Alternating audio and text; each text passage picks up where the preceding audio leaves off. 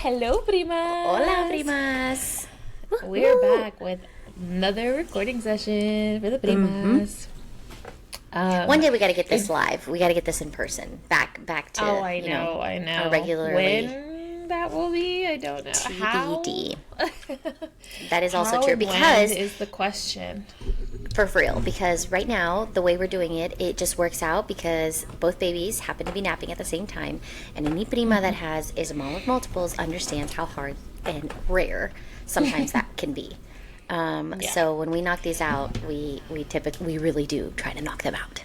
We're trying to knock it out as much as possible, and it's like it's the luck of the draw on the nap time. I mean, sometimes Antonio and Santi, he makes his guest appearances. He could still be like there without being there, but Antonio, no, we never know how long he's gonna nap.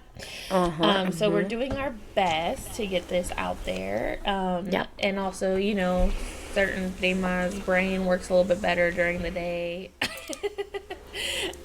So we gotta try to do that. I'm a night owl, so I can do it whenever. But yeah, we're just trying to. I like to be in bed by in the night. middle. I'm like starting my day at 9 p.m. Understandable, because you're not bothered, but yes. No. Do you want to say what's going on? Anything new? Anything bragworthy? Not really.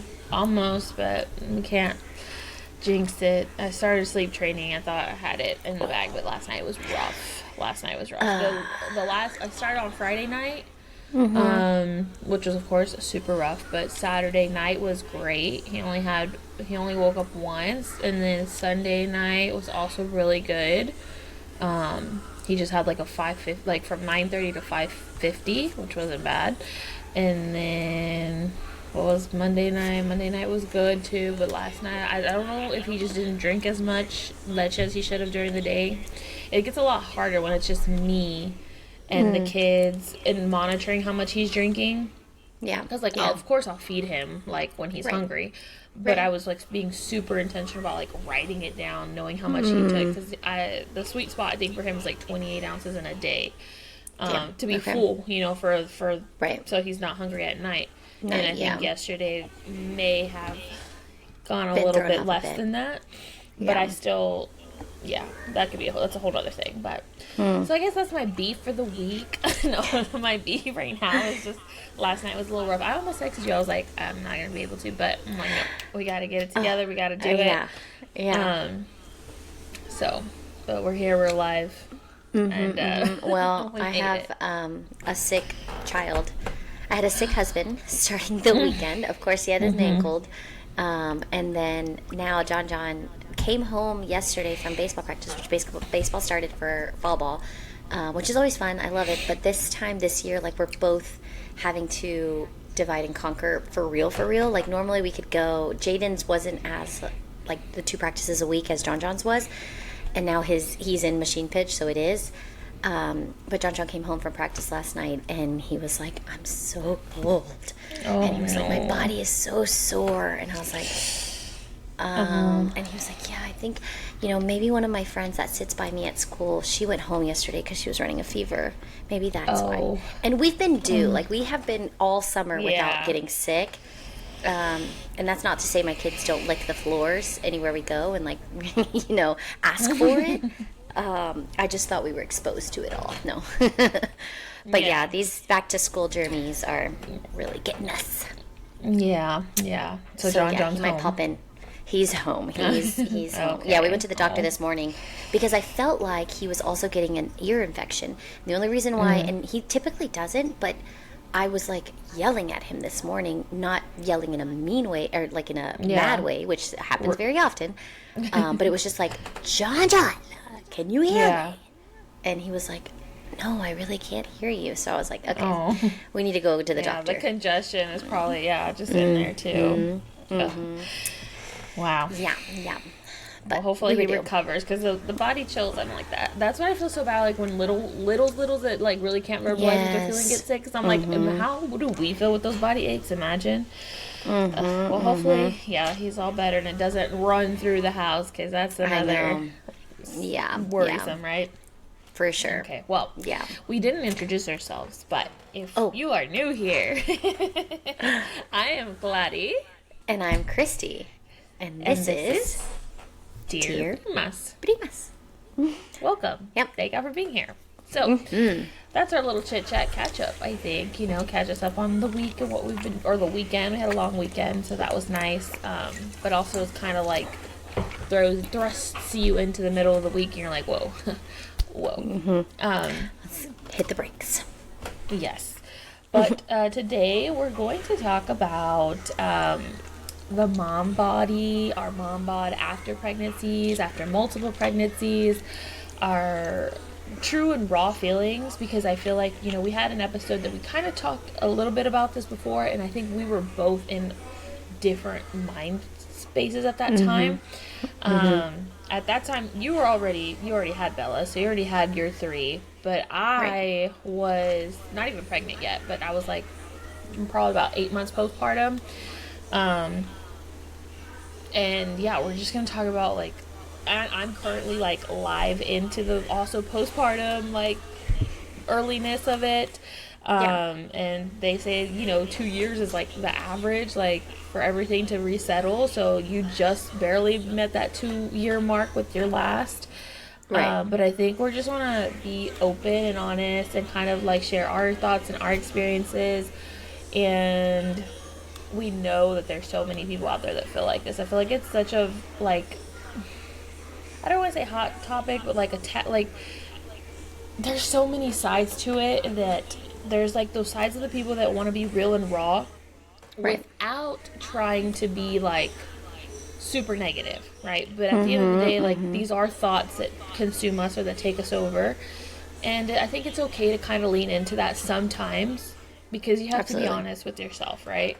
And then there's those that like are just hardcore of like, don't worry about it. You shouldn't worry about it because you built a human, which yes, fair, valid, but we do How long allow will that ourselves last? Like how long? Exactly. Yes. Yeah. So I think just all of those facets of where we stand, how we feel currently versus how we were, you know, in comparison to before, what can change, you know, all those things, all the things that come with creating life, and your body changes regardless of how it changes. It changes in some way, shape, or form. So, anything to add to Absolutely. that? No, I think that was great. Great intro to what we're going to get into. Yeah. So just again, if y'all are new here, so I have 2. I have a 2-year-old who he's like, I always can't do the math, but 25 months, 26 months, something like that. You know, it's like fresh 2-year-old because it makes a little bit of difference, like how far into it. So he's a little fresh 2-year-old in July, and then I have an almost 5-month-old. Crazy. So that's mine experience currently. And Kristi. Yeah, I have an 8-year-old, an almost 6-year-old, and then literally 2-year-old by 2 days. Yeah. So that's our resume for the kids. Our rap sheet. So let's start with like so just for reference, talk about like your situation on how you had your kids and, you know, not situation.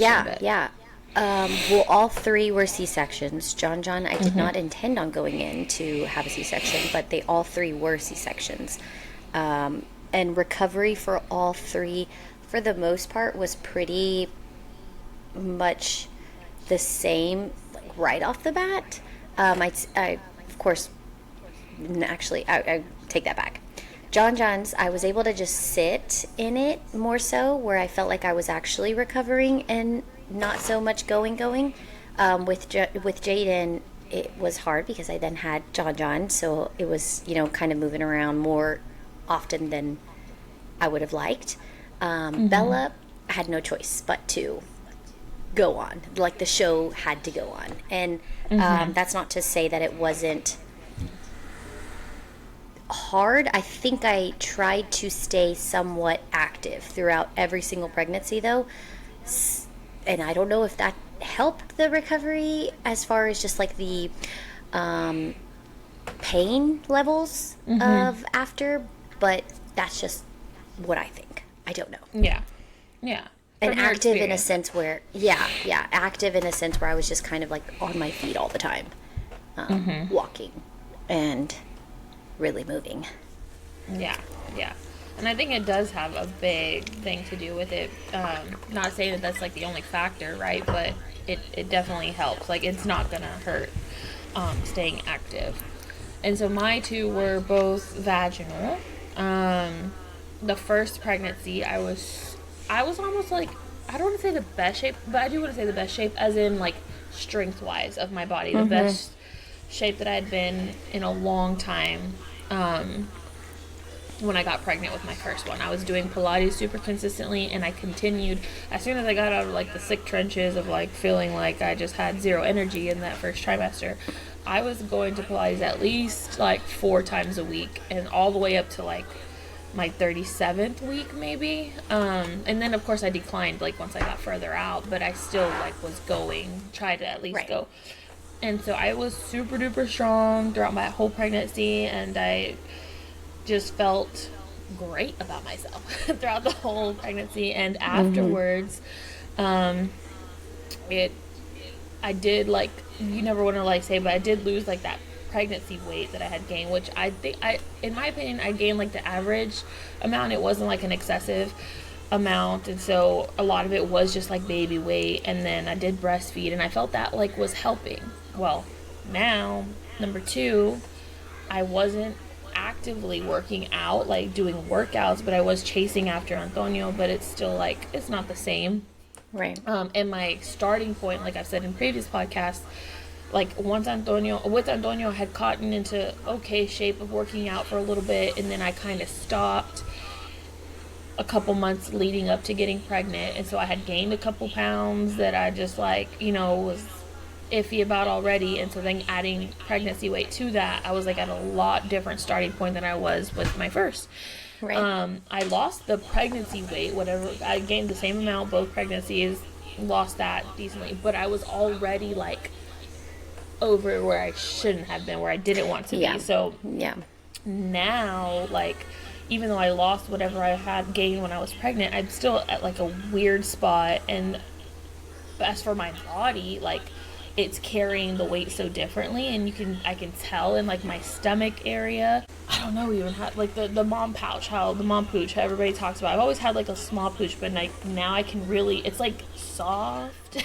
Like it's malleable, like I could squeeze into something, like, I don't know, it just feels like it's just kind of there. Right. But I will say, I have not made a good enough effort to lose said, to work on it. I have not prioritized that. I am breastfeeding again, and this time I am starving. Everybody talked about this the first, like, in general. I did not feel that way with the first one, but this time I think I'm making way more milk, and I'm just starving at all times. Like, I'm so hungry, and I don't eat terribly. I cook most of the time. It's not like super healthy, but it's whole foods, I'm making with good ingredients. But I don't know. But I haven't made the workout effort consistently. Yeah. So I feel like I can only complain about it so much, but it is different, like, absolutely. I do feel that in a sense. So that's where I'm at right now. Yeah.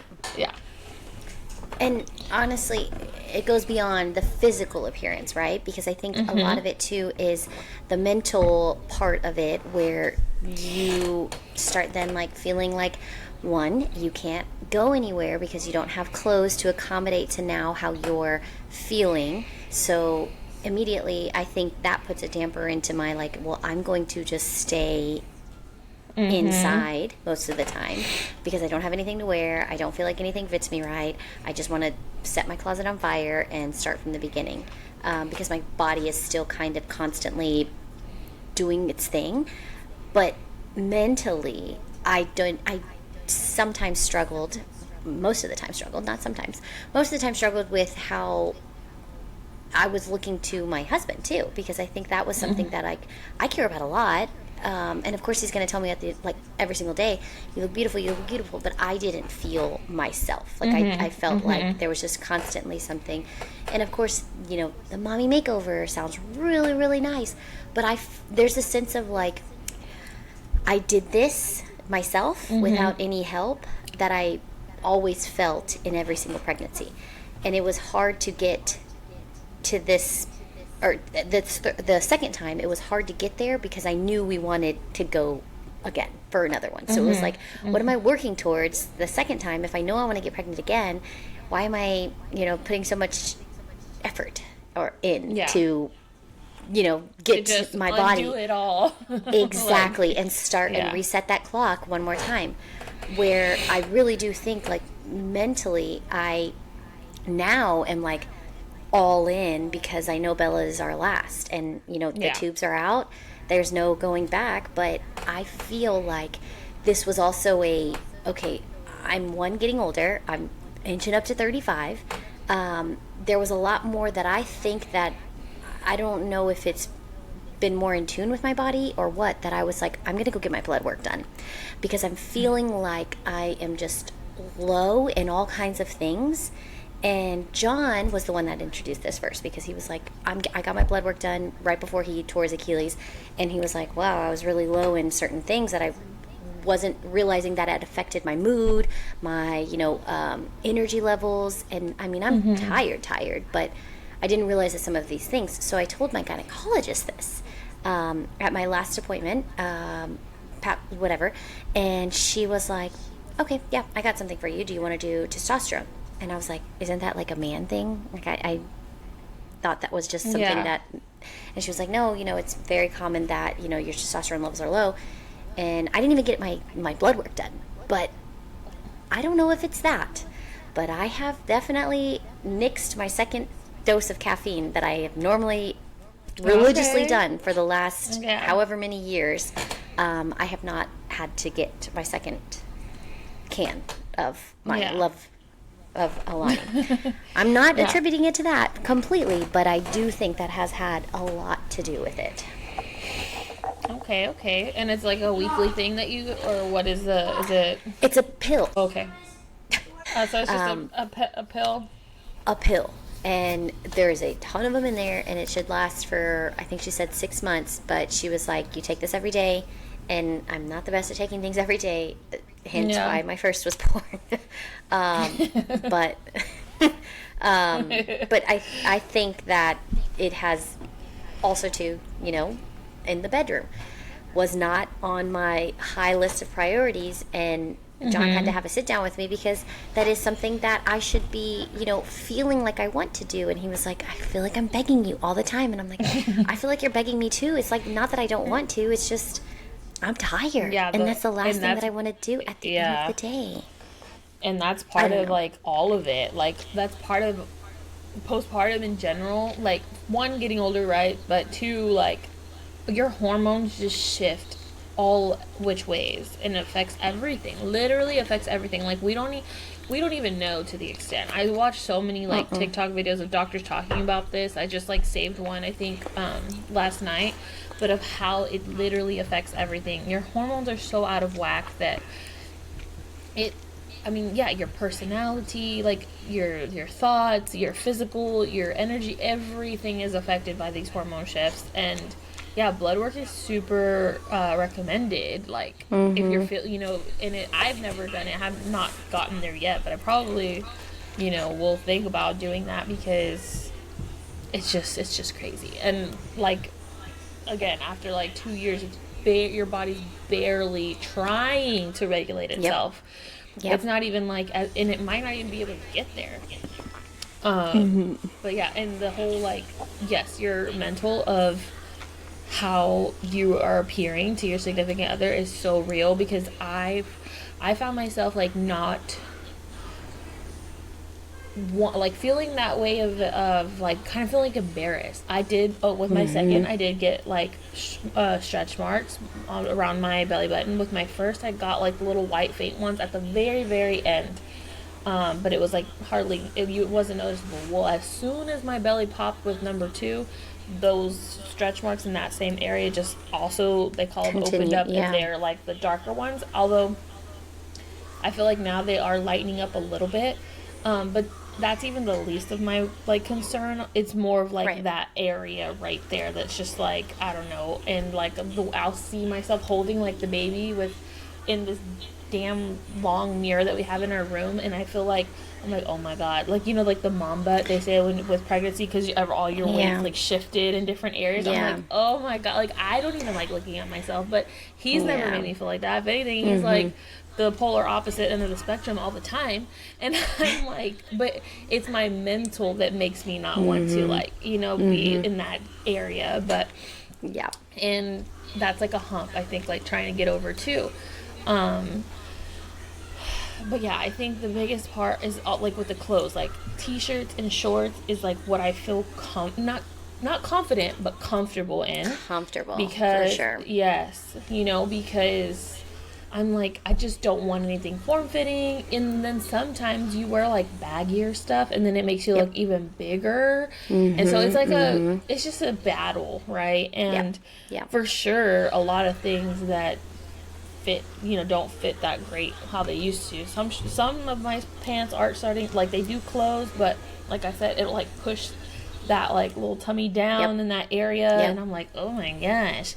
And I think I didn't feel that way with number one, but number two, I'm there, and I feel like I'm also being like a little in my hypocrite era, because I used to be like, why do women keep breastfeeding when they're like saying how awful it is, right? Like we complain about it, this is not. Well, I'm currently pretty over it, but it's more so because of, I honestly feel like, one, you can't be in a calorie deficit. You literally cannot lose weight while breastfeeding. Because you have to eat to produce milk. Right. You can eat healthier proteins, of course, but it's still not going to do that much. It may make a small difference, right? But literally losing weight, 80% of it is dieting and all that. The working out is just a supplement. So that's where I am. It's not necessarily that I like, oh my god, I hate pumping, which I do, but I only have to do it 3 times a day. Somehow I've trained my body that I only have to pump 3 times a day, and I'm still able to produce what I need to for the baby. That's amazing. But that part of like, well shit, I have to I'm, like I said, constantly hungry. I have to fuel my body with food.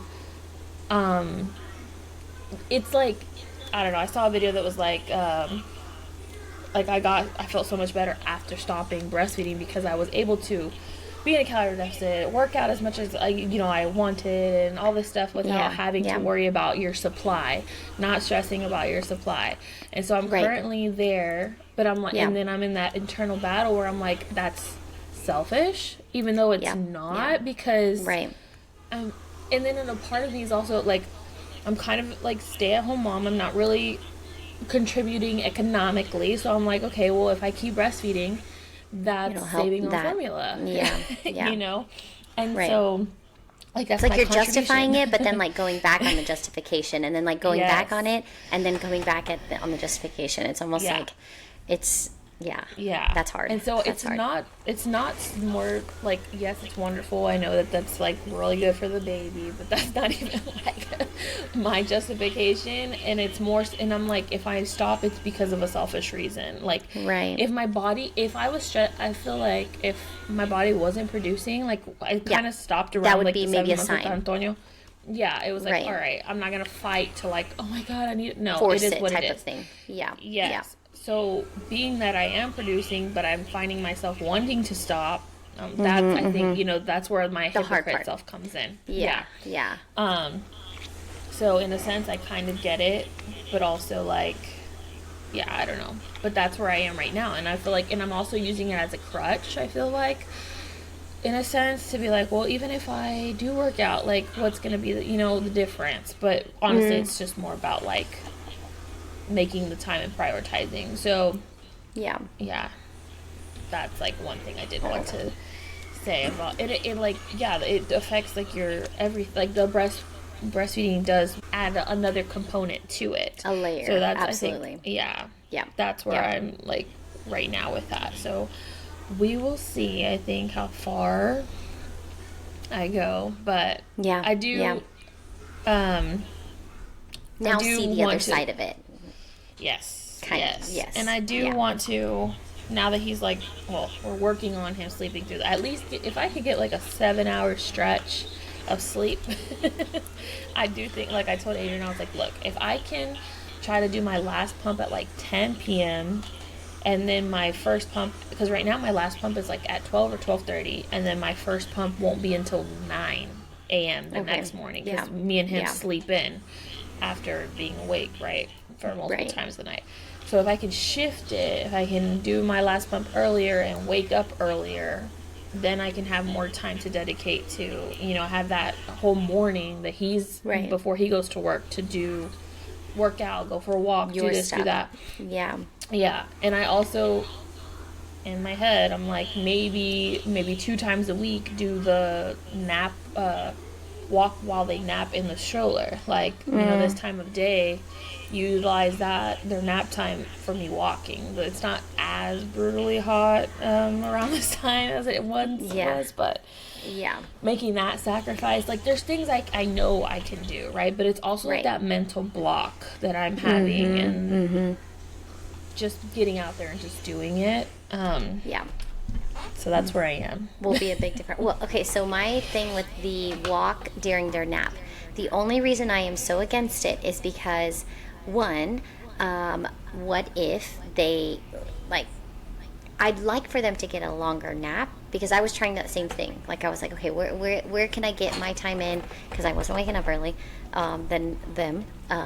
So the nap time was the easiest time, but during the nap time stroller ride, it was hard to get the longness of the nap done, where if they are in their bed and they get a longer nap, whereas I'm not cutting it short and transitioning them into but don't let me talk you out of it. I just was always like, they could have probably used another hour and not been such a crazy person at 7:30 this evening type of thing. Because am I really going to be walking for 2 hours? I mean, at this point, no, I know, no, that's a hard jump, but yeah, that is definitely another component of it, right? Just, is it worth it? Finding the time. for them. And I will say, like, it is, I think, has forced me to get up and out is when John started school, because he has to be at the school at a certain time. So it was easy for me to say, okay, well, since he has to be at school at this time, I'm going to take my stroller ride, or like that's going to be our walking time. And it was helpful to do like the longer route home. Like, that would be my time to do the walk in the early, or not early, but before school started. Hang on. We have a guest. Okay. And so, where are you currently in your closet? Because I know you've said a few times, like, and you know, I think like part of it, we were making our, like, what's our style video? Like, yes, that's one thing that's kind of a component, but I think at the end of the day, and I think I kind of said it briefly, is just feeling confident in what we're wearing is where we're ultimately trying to get at. Because I think, like, me saying, what the heck are we wearing? It's like, I think I know what to wear, but I'm like, I don't feel confident in wearing that, you know? One thing I kind of had to get over this summer was my arms. I'm like, I don't care. I'm just going to have to wear the tank top. I'm going to wear this athletic dress. I'm going to, you know, like, it is what it is. And that's like, I heard some people say, like, just don't look in the mirror. Like, just put on whatever you want to wear and leave the, you know, at that point. Like, because why are you going to hold it back from where, I mean, you can't change certain things that fast. It's going to take time, you know? So, how do you? No, I'm the same way. So I have things in my closet that I need to just get rid of, because I'm not going to wear and I don't see myself wearing. Like, I've held on to these pair of jeans that I have loved for so long, but I don't feel good in them whenever I put them on. And I just need to say, they were my pre-pregnancy jeans. They're not my post-pregnancy jeans because my body has definitely changed. And I'm not going to get mad at them for that. I'm going to not get mad at myself for that. I'm just going to buy something that accommodates where I'm at and what I am. Hopefully, you know, I'm not going to say what I will be at because I don't even want to do that. I feel like I've been taking very good care of my body as far as eating and as far as working out. And I just don't have the clothing that supports what I am in now. And again, I just want like I am very simple when it comes to dressing. Like I want to be able to, if I'm going to go walk, it's cool. That's easy. Like a shorts and t-shirt or a tank top. I have found myself liking the form-fitting clothing a little bit more this year. Not even this year, like maybe the last 6 months. But the shorts have to be high-waisted. And I like only specific shorts. I will order some on Amazon that say high-waisted, but I get them and I'm like, no, not for me. Like I know what I like at that on those, and those aren't it. Like they almost hide the mommy pooch type of shorts, you know. My little onesies that I had gotten 2 years ago, I will still wear those things. The little pink and green ones, I can wear. I love those. Those are, and they are like the scrunchy material that's right there where the mommy pooch is, and they're the most comfiest. But as far as like casual clothes, like I think I was telling you, wasn't I telling you that the moms to go for like pickup and for like the PTO meetings always look so dang put together and so dang cute that I'm like, I know I can get there. I just don't have my basics, my staple pieces that to make those. And two, we don't have the same body types. So I honestly haven't made the time to even try to. Yeah. And that's, I mean, like, again, with each pregnancy, like, your body expands, your hips expand, and all the time, like, everything else may shape shift back, like your organs, but, like, things expand for a reason, right? Whether you're having them vaginally or not, that your body accommodates for that. So, like, a lot of, like, the pre-pregnancy jeans won't fit like you could probably even be the same weight, right? And it won't matter because the body composition has changed, you know. And I think I understand that, right? But it's also like you say, just finding something that looks flattering, I think, and making that time. And I think, and also going against, like, I have to wait until I'm not where I want to be, right? Like, but it is what it is. Like, you're currently in this stage for however long, you have to wear clothes, and that's what I'm having to tell myself. It's like, I have to wear clothes. I have to find something for now that I feel comfortable in, that I can wear, that's not just a t-shirt and shorts, like you say, to look, you know, casual occasions. And I think that's also part of it. It's just like, you don't have to buy a whole new wardrobe, but find a couple of cute staple pieces that you feel a little confident and a little comfortable, right? And to step out. But that's even sometimes easier said than done, because then you have to go try on clothes, and you're like, oh my gosh, this is not the great experience. Your boobies, the boobs, they change, they get bigger, like. Well, and I think too, you're wearing different bras whenever, like, you're pumping, and to be comfortable.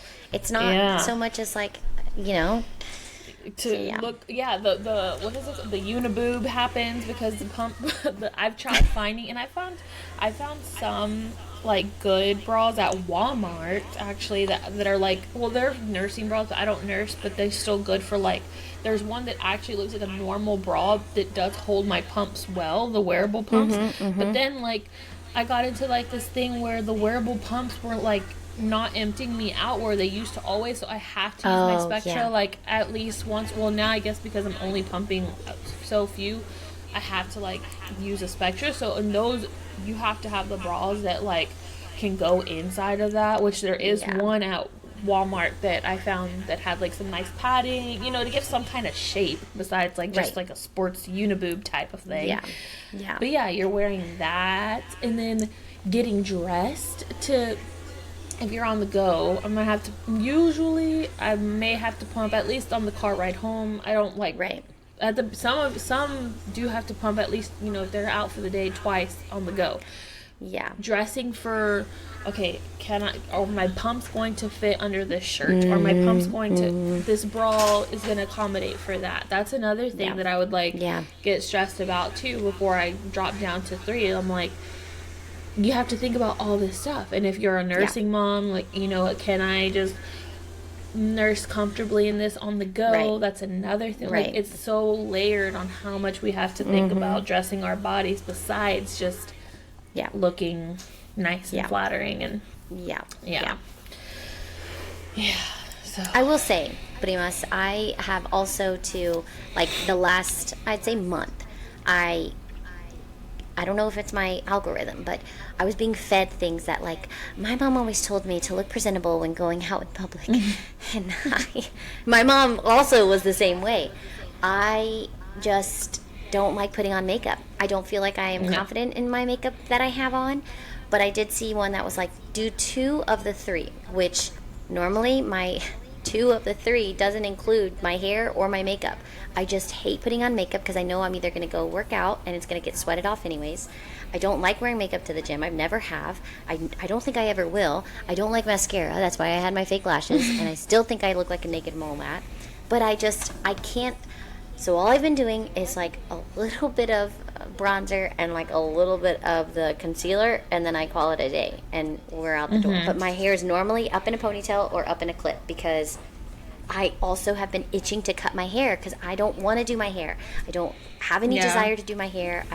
But I do feel like when your hair is done, I feel a lot better. I just don't like doing it. Yeah, and like thankfully for you, though, you're like always so natural that I don't think it makes that big of a difference. Like you know, like you have good skin. You're like, I just feel like you look so good without makeup. Yeah, I had to get there because I also had a mom that was like, won't even go check the mail without having her makeup done, and that's just her and my husband Adrian, his like sisters and mom are very natural, and like, it's just, you get used to seeing somebody with makeup, and so then when you see them without it, you're like, whoa.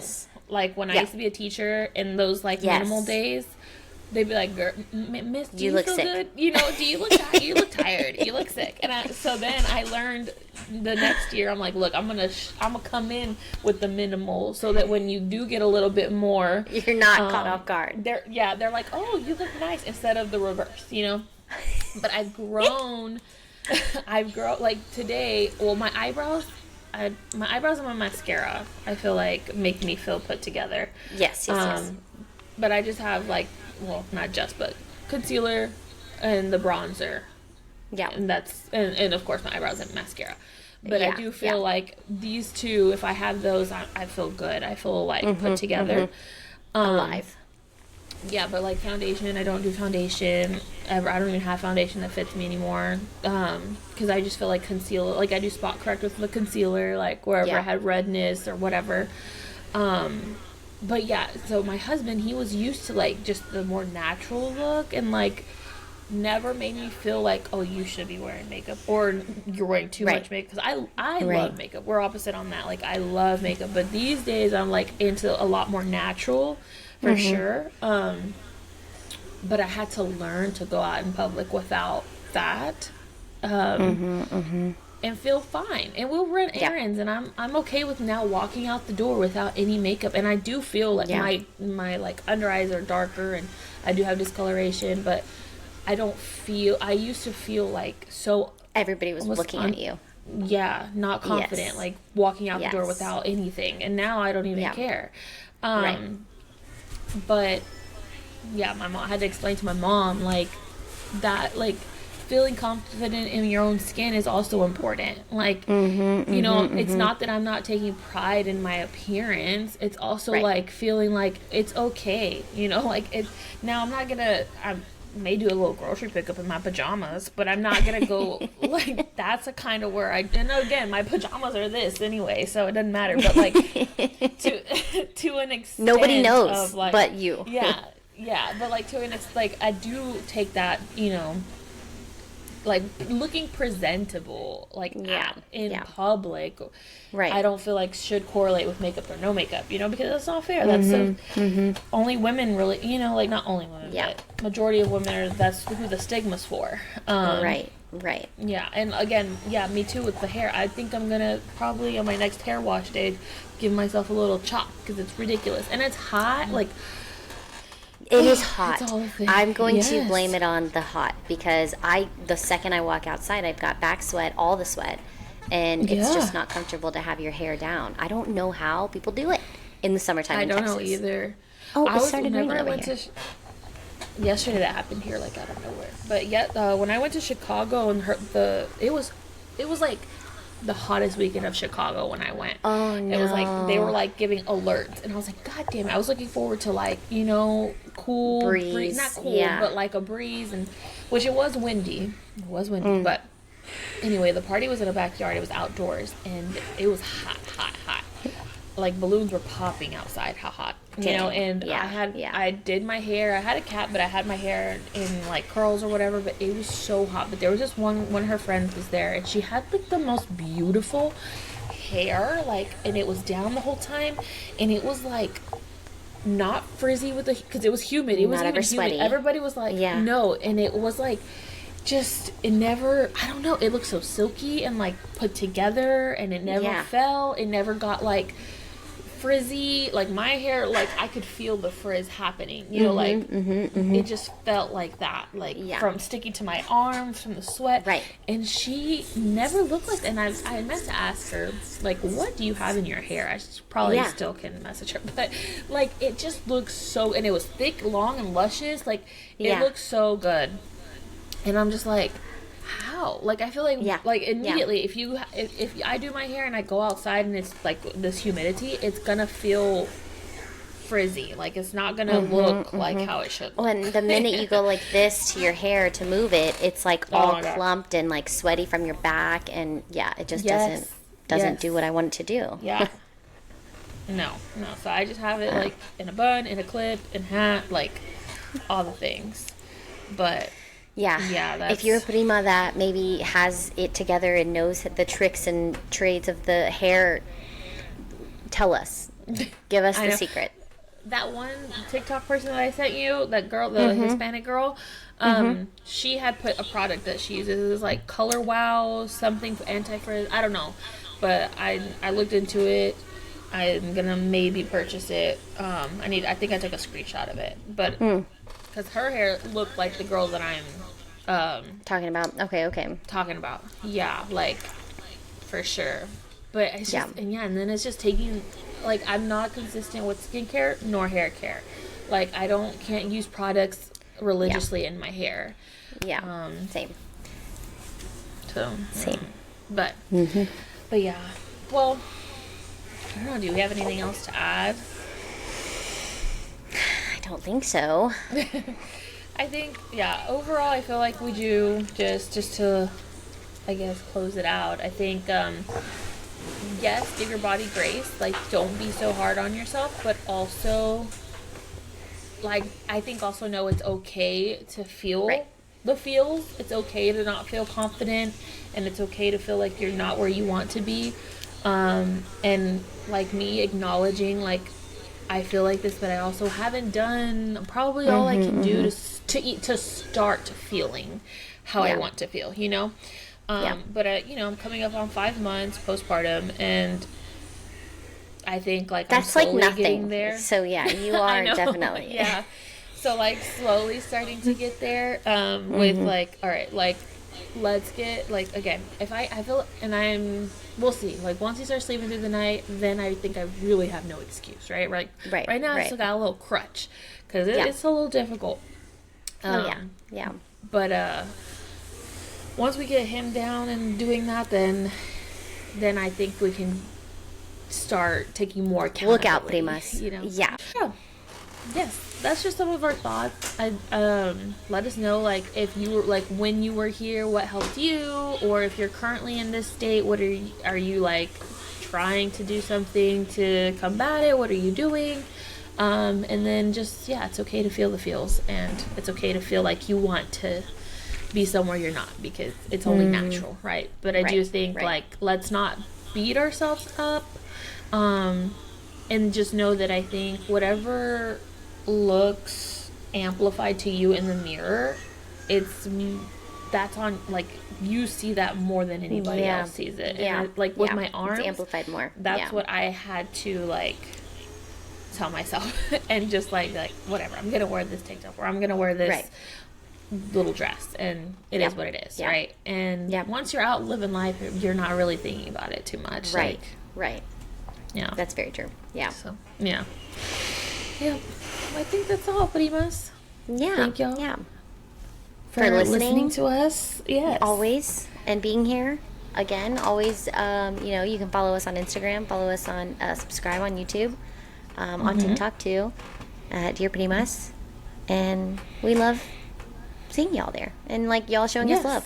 We appreciate it. Yes, for sure. Thank y'all to those who are showing up consistently for us, because we're trying to show up consistently for you guys. Okay, Primas. Until next time. Adios. Adios.